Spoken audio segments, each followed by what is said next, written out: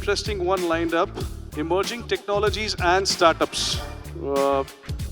I have some very interesting people part of this panel. We have the moderator, Mr. Pankaj Diwan.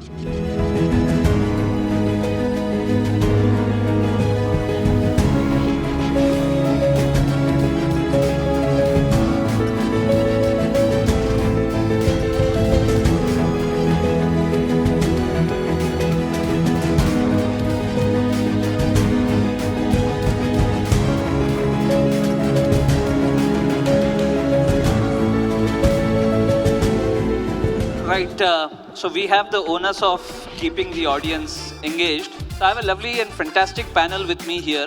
Kiran Babu, who's a rockstar founder of Rava.ai, and as we go further, we'll understand more about it. But before Rava.ai, he has spent a good amount of time in companies like Google. On one hand, he's a startup, but on the other hand, he's also a mentor for a lot of startups. I see him in several panels, several keynotes, sharing about his experiences and helping young startups. So thank you, Kiran, for joining. We have Rahul Pett, who's the CEO of Math. Now, a lot of times when I say math, people know, oh, we know math. What is math? Math Academy, mathematics? No, this is Machine Learning and Artificial Intelligence Technology Hub. It's a center of excellence of Government of Telangana and DST, which is the Government of India enterprise. The idea is how do we build the AI ecosystem. So the previous panel spoke about AI and about a lot of things around AI. The infrastructure and the ecosystem around AI is what Math is building. So thanks, Rahul, for joining. We have Amol Khire.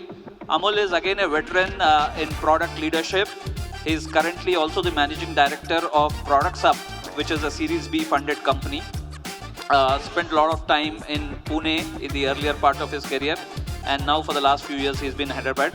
Thank you, Amol. Thank you for joining. And then we have Prasanna Lohar. Amongst the most known evangelists in the startup ecosystem, comes with very strong financial background, is an advisor to a couple of public sector banks, and is very well known in the startup ecosystem and innovation ecosystem. He's also the president of India Blockchain Forum. So with this, I'll probably start this panel to try and ask some questions around emerging technologies and startup. And the context, of course, is how can emerging technology and startups help traditional industry, which is what FTCCI represents, right? We are the global technology power, and we serve so many Fortune 500, Fortune 100 companies across the world.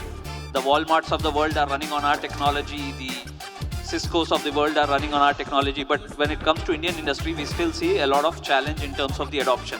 Or if not challenge, definitely a lot of gap.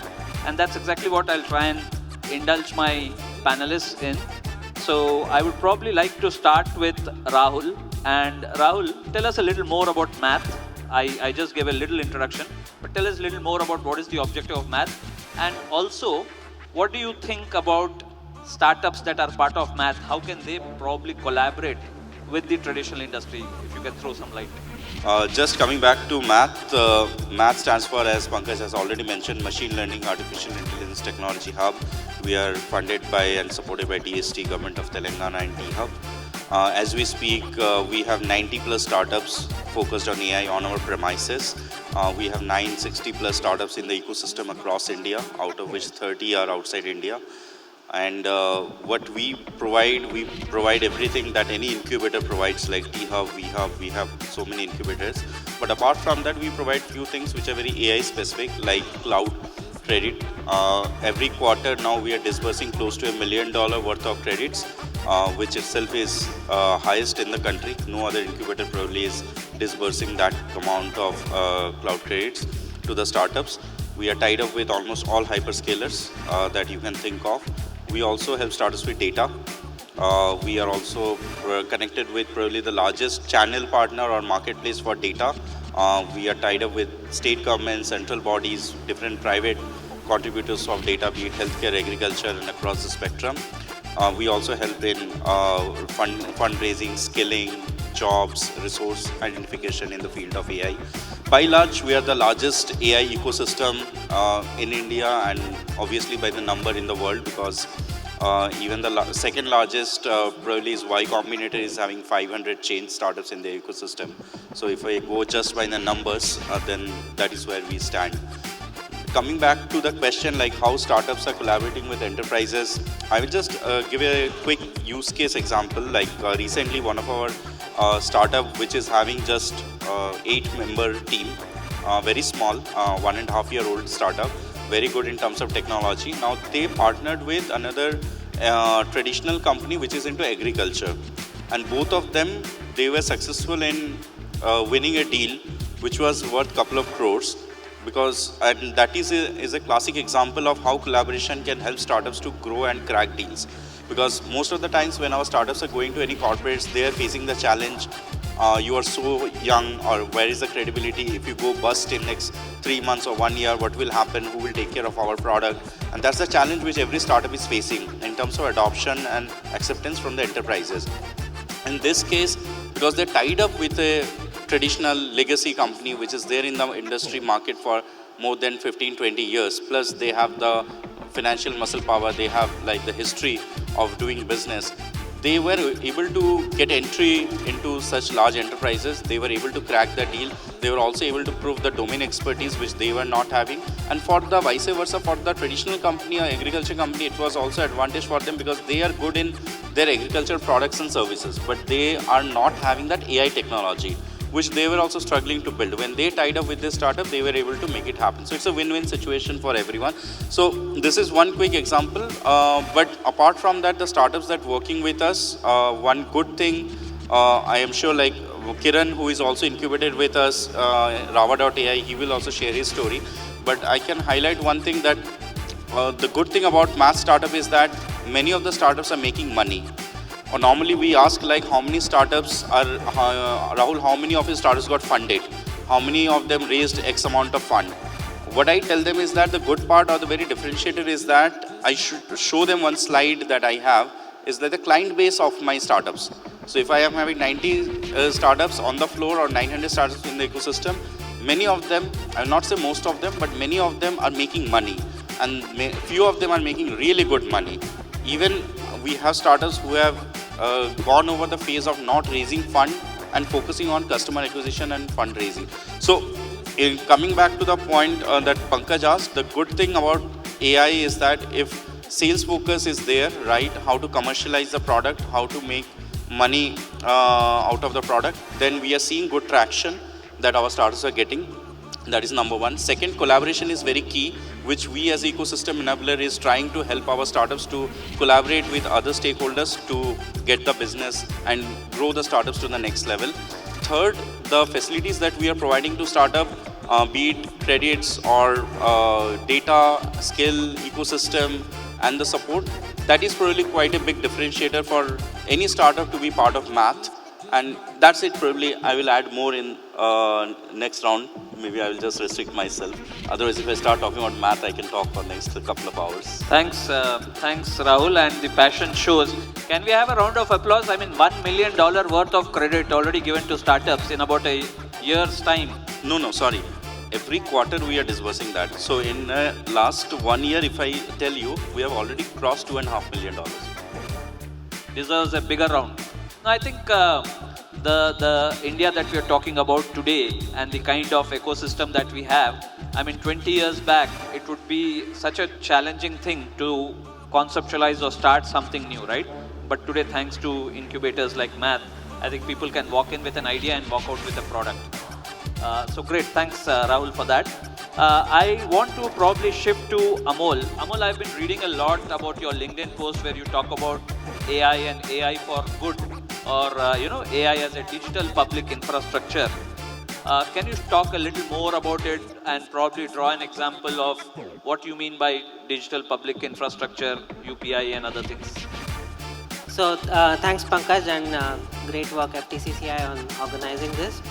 So I feel what is unique about India is that any new technology when we have leapfrogged, whether it's be the phones, right, like where we have the lowest data rates in the world, and that kind of had an explosion of the mobile in the common person or the UPI.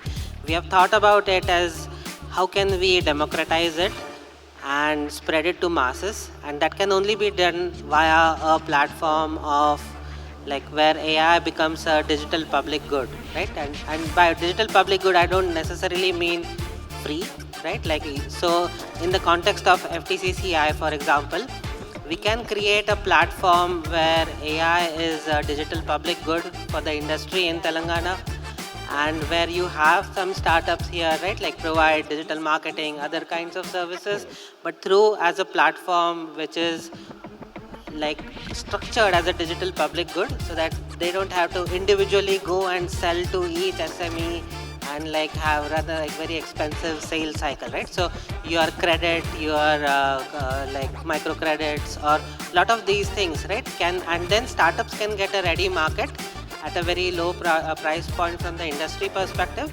But for the startup, since you're scaling at a very high number of customers, it's still a viable thing for you.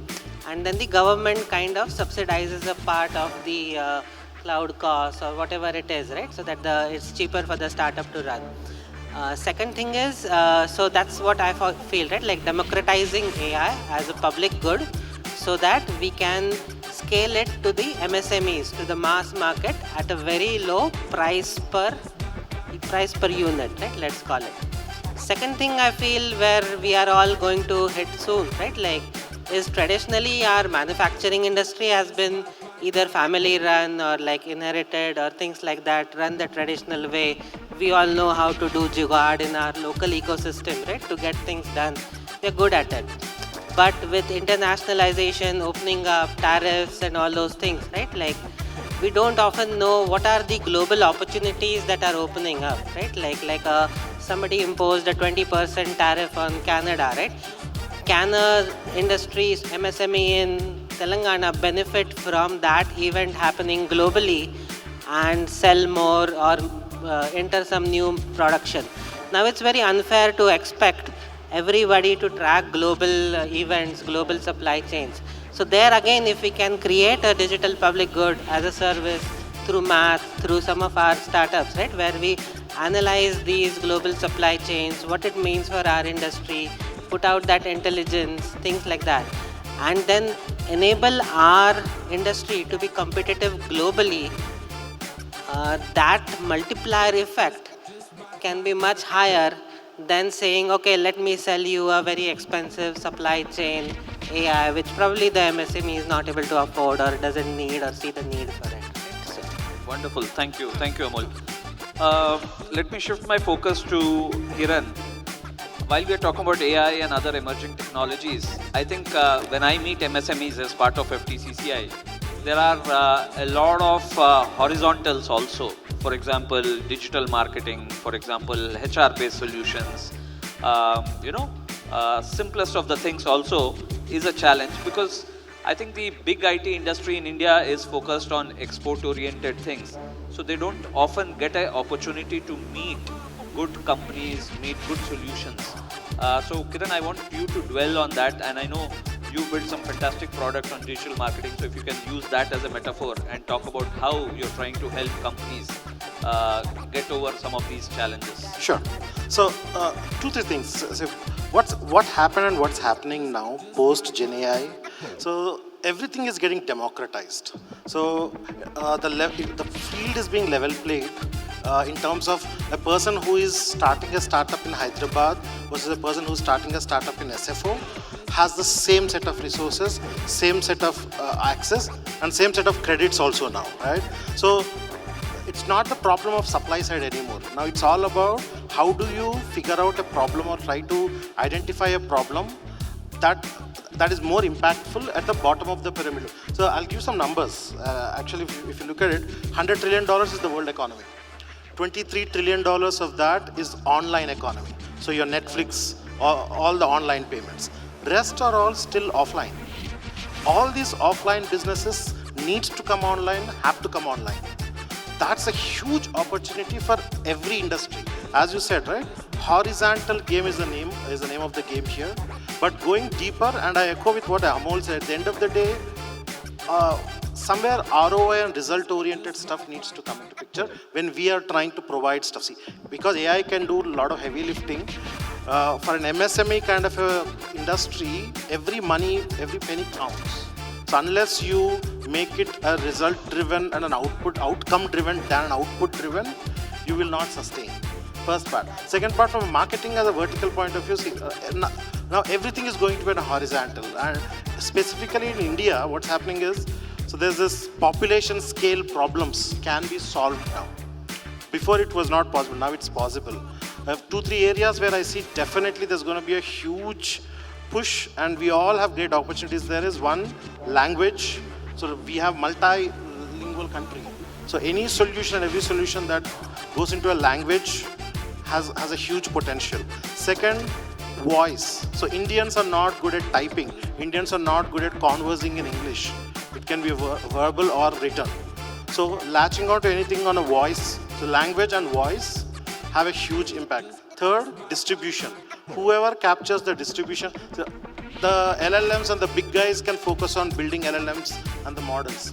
The real guys who will win in the application layer, the people who focus on the ground reality problems and try to pull that technology to the ground level folks and then make money out of it, are the real stuff that's going to happen. That's where Rava, we focus very clearly.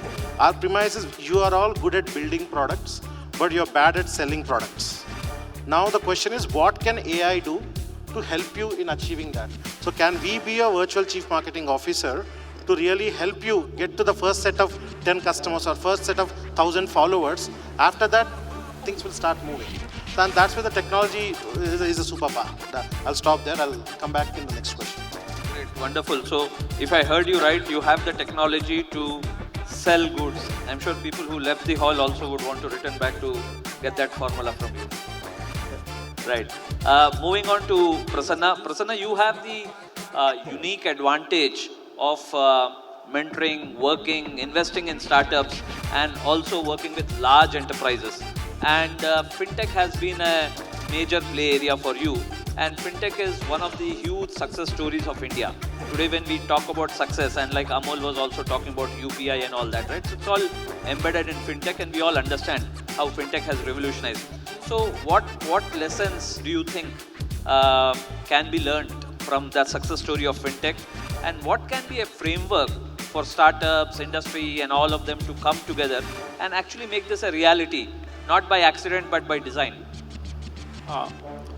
Good, I think good question. And Pankaj, thank you so much for inviting, and good to see that since morning, a lot of vibrant sessions, and it's a gain for all the audiences. When I talk about fintechs and some of those traditional stories, like in early 2000, we have seen how IT computerization happened in banks. And that was something like bringing some kind of automation. And many people opposed in the branches, why it is coming, is it going to snatch our jobs and so on. But typically, why fintechs came into our life, for our end user lives or a banking life, it's all about the customer expectation. And customer expectation changes the topic which we are discussing, emerging technologies. The kind of technologies which started coming in after 95, which is internet and going on web, and slowly on smartphones in 2007-8 with rise of Android and iOS. And eventually we have started gaining the momentum from 2G to 3G. Now we are talking about 4G, and now we are land up in 5G. So the pace of technology adoption is very heavy last 20-25 years. And while the pace of adoption is high, the customer expectation also started increasing. So it's a difficult, rather it's an opportunity. It was always an opportunity for banks to keep on evangelizing some innovation so that they can build a very good experience for the customers. And while ever-changing customer keeps asking ahead of the time, then we need to see what is the solution around that. And when you talk about banking ecosystem, when they want to build some mobile banking, for example, or internet banking, it takes at least 1 to 2 years for a bank to build it from scratch. And that moment, we look at some helping hands in the ecosystem. And eventually, if you see some interoperability of ATMs has done in 2010, or with the rise of NPCI in 2010, you have seen IMPS coming into picture. or with the new governor in 2014, we have started a new RBI vision statement with the expectation by we will bring UPI by 2017, and banks achieved it before time, 2016. And in the RBI vision statement, we have seen a lot of things around how do we onboard customer easily, how do we provide better services to the customers, not only banking services but lending and insurance and many more others. And how do we really engage the customers? With these three areas, onboard, serve and engage, it was a task in front of banks. And let's say example, the bank is a complete building of maybe 10, 12 stories. So one of them is payment, one of them is insurance, one of them is maybe fixed deposit, one of them maybe some more services.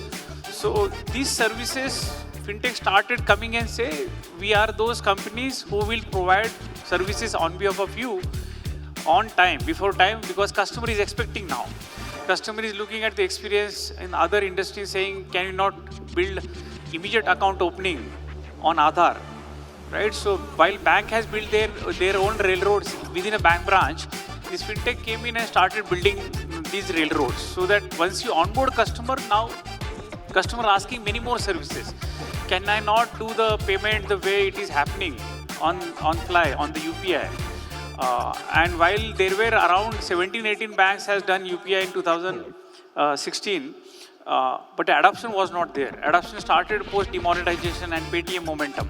So Paytm is one of the best fintechs which we have seen and many more others to follow. So in a nutshell, fintechs are those helping hands who come with a unique experience for a particular service, say payments, insurance, and they provide in such a way that the customers are expecting with the help of any of those newest technologies, so-called maybe while from traditional banking, we slowly land up in a digital banking, which is backed by APIs, which is backed by data and on the cloud. So that was the era where fintechs has started coming. Good to see that India's fintechs maybe on a number, could be number 3 after UK and US. But quality of a fintechs typically see our index will be 20 or 19. Maybe some of the smaller countries like Hong Kong, Singapore are far ahead because they have advantage because number is less. But looking at the innovations which we have done on, and Sir was talking about digital public infrastructure. I think UPI is one of those innovations many countries carry as a railroad for payments, and many other countries started building after that. Brazil and others, PIX or Australia, they have started building their own ecosystem with the help of local players. But India is such a playground for all types of fintechs, which we have seen.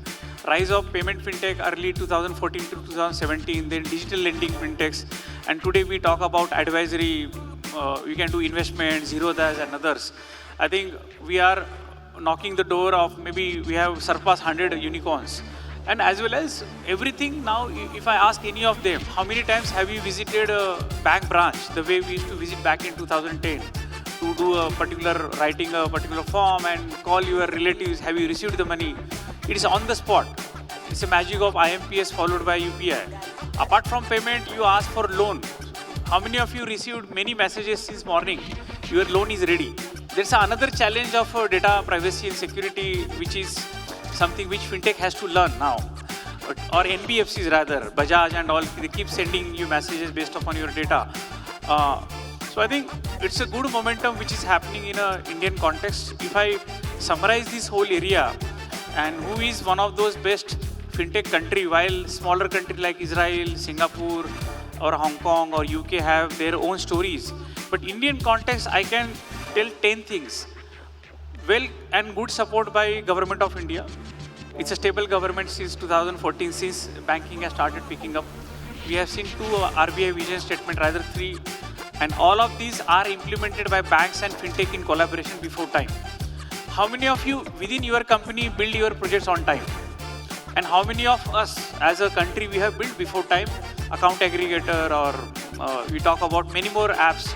Second thing which is very important is like banks. While there were so many banks like PSU banks or old banks, you may keep saying, SBI Yono is example by largest bank, SBI, or largest in the world, or Bob World, which is the a challenger app they have built or Kotak 811 within no time. So banks have also changed their way forward to provide services to the customer. So banks have changed. Another area which is very important, which we have seen, regulator. The regulator today, I think one of the best regulator, the way we have RBI, followed by IRDA, SEBI and SARSA, they keep running a lot of fintech hackathons. And they keep rewarding, and these hackathons are not just for a sake, it is there. It is relevant to the problem statement. CBDC or offline payment, to find out a mule accounts. So these are, or cross-border or SME, these are recent problem statement which RBI has run. So regulator is also pro. Available infrastructure, right? So while UPI, Aadhaar, this is we are one of those countries who has almost all types of APIs and infrastructure.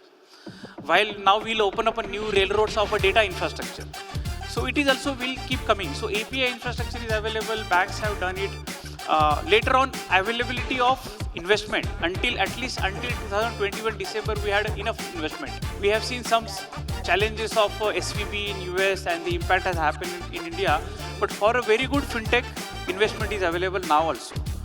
Apart from that, building right API and right infrastructure, availability of providers like IBM, TIPCO, it's all available. And within a bank, people have changed. The new role started coming in, Chief AI Officer or API Officer, which will resonate to those fintechs, because fintechs will come with the energy, but do we have that kind of a people in the bank? So that is also coming up. And lastly, I think there are a lot of leaders in India who keep Nandanji or Dilip Asbe, and these leaders are taking this whole momentum ahead.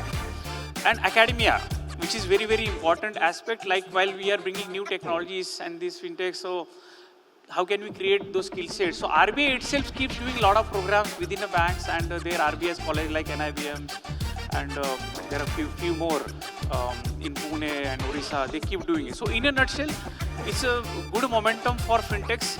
But when we reach today in 2025, and when we look at some of those streamlined regulations on digital lending or streamlined regulations on co-lending, NBFCs, we talk about DPDP now, which is going to be very surge of different regulations. Many of the fintechs will go down.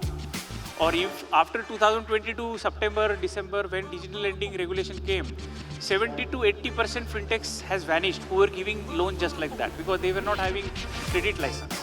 So with the RBI, with the combination of today, fintechs have reached in a maturity level. Now the way a lot of fintechs used to come as an enthusiast fintechs in 2014 till 2021 till COVID. Now whoever fintechs are coming, they have a very good clarity. What needs to be done? How do we really talk to the banks? How do we get a sign off? And with all maturity, they come and talk to the banks. But now it's a mutual responsibility. Now, if you ask any of the fintechs sitting here or around India, they have a different body language towards banks. Banks are slow. Banks will take its own time, and that's a reality. But that reality matters because banks sit in glass houses. Something goes wrong, so how do we really streamline that? So fintechs has to learn, they sit in the glass houses. Nowadays, if you ask fintechs are now acting as a bank. They carry a mobile phone having all these apps. They don't want to go to a bank branch, except there are some services like statement requirement for visa or some DDs for some college. Apart from everything happens online, on the phone. This is story today, but look at what is the story in 2035. What is the story in 2030? It's all about intelligent banking. So shift is happening from digital to intelligent banking, backed by AI or agentic AI. And while we are talking here, other countries are talking about autonomous AI, autonomous banking, which is happening on the fly. The way it is programmed by your devices will be tomorrow's customer. So I think our fintechs also now learning what is futuristic model which are coming in. And with the use of a right technology, there will be a lot of automation will keep happening. Yeah, so I'll stop here. Yeah. Right, thanks Prasanna. I think we had a masterclass on fintech. Can we have a round of applause? I'm sure whether people understood everything or not, but they could see the passion flowing, right? And I think that's common amongst the people who are sitting here. Given a topic, they can continue talking, and they talk sense. They talk from their experience. They talk from their involvement in the industry. So thank you so much for that, Prasanna. I forgot my question, but I would probably want to wrap up this panel by putting you all in a tough situation and asking each one of you to give one piece of advice, our FTCCI leadership is also sitting here, to give one piece of advice of what you think FTCCI can do from its side to embrace startups, to embrace emerging technologies for its members. I love the idea which you mentioned, Amul, in terms of creating a platform where the FTCCI members can be served in a curated way. So it's a win-win for the startups also. In fact, we've been deliberating on some such thing for quite some time now.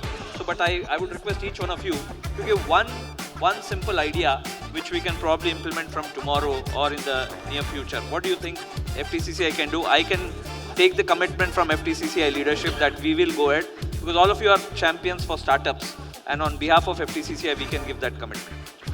Cool. Considering the legacy that you guys have, such a prestigious organization, I'll put it in two metaphors.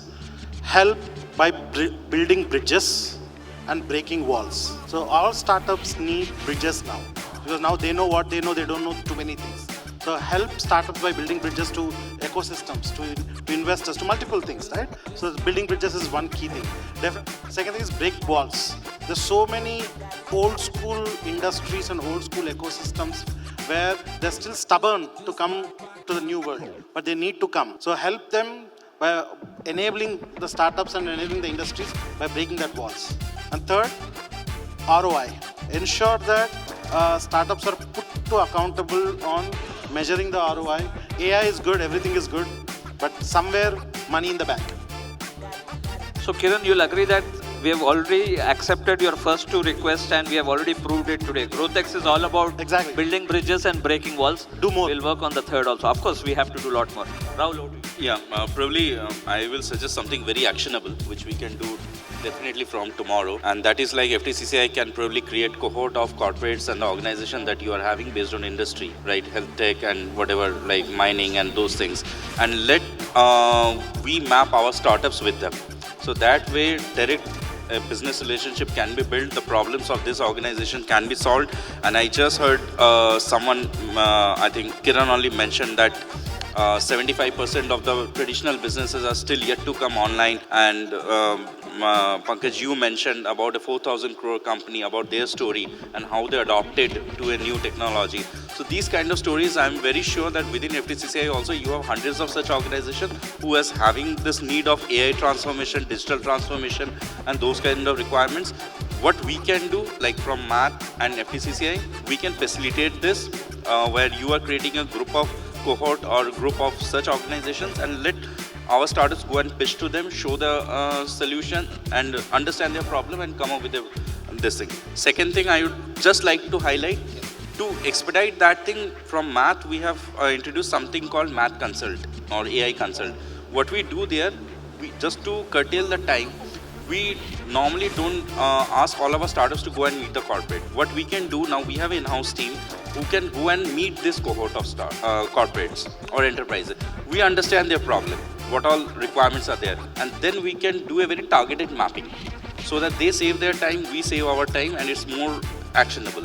So this is something which is in place. FTCCI leadership, if they are in line with it, we can implement it from today or tomorrow itself. Wonderful. No, I think I'm getting more than what I had expected. So thanks for both the points. And I think in principle we are committed. This is part of the agenda of ICT committee to help. And you're right, putting a corporate in front of a startup may not work. There needs to be some hand-holding, both from Math side and FTCCI side, so that that trust and bridge is built. Thank you so much for that, Rahul. Amol. Yeah, I'll just reiterate, like FTCCI can maybe think big and start small and actionable. Maybe think big in terms of having a, let's say, an industry public good type of a platform, which will eventually have things like supply chain resilience, credit for MSMEs, GST reconciliation, all these real pain points, right, that everybody has, and marry them to startups who can solve. But act small, as in like find a cohort of maybe 10 industries and 5 startups or something very actionable, right? And maybe one problem or 2 problems. Let's say picking the those who are not online, maybe bringing 30 of them online on digital marketing, right? A very small problem, and implement that as a industry public service good, right? Like with a mass volume. And so it automatically low cost per thing, and then the startup doesn't have to sell to each and everything individually. So their cost of customer acquisition is dramatically reduced, and everybody benefits in that, and that serves as a success story.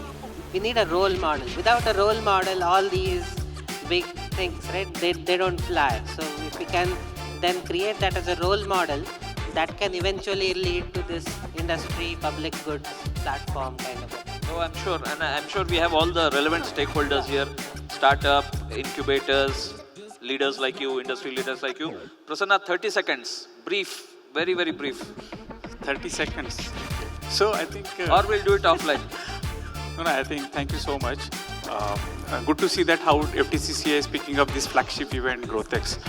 One input I can give is like considering India's innovation index, and typically it is with the METI, they keep driving with a lot of different states, and it's measured against how is the financial inclusion, how is the education, and a lot of other 70-80 parameters. If you run some kind of a continuous momentum at FTCCI as an accelerator program, wherein problem statement like this and maybe resonating problem statement today is around cybersecurity or net zero mission, how do we do that? And it could be a repository of use cases which is open up by corporates, because these corporates will fund and will be incentivized, and they will incentivize or help those startups either in AI, blockchain or any other technologies. So it's like a win-win situation for all who are the pillars or stakeholders or members of the FTCCI. The one which we run along with you, like Innovation Carnival, or earlier we used to do with Idea Labs. So if that kind of a continuous momentum is there, so I think it's not today what GrowthX is or talk about, and I think we resonated, Honorable Minister, it should be 10x. With I think this continuous momentum, it can be beyond measurable, and while we keep saying, right, 900 plus startups at MAT, it could be much more. But again, resonating to the how we are solving some needed problem statements. Yeah. Thank you so much. With a commitment that FTCCI will continue to work on the ideas that you gave, and a request that you all will be associated with FTCCI to make it a reality. We end this panel here. Thank you so much. Wonderful panelists. Please give a round of applause to my wonderful panelists. Thank you so much, Kiran. Thank you, Rahul. Thank you, Amol. Thank you, Prasanna.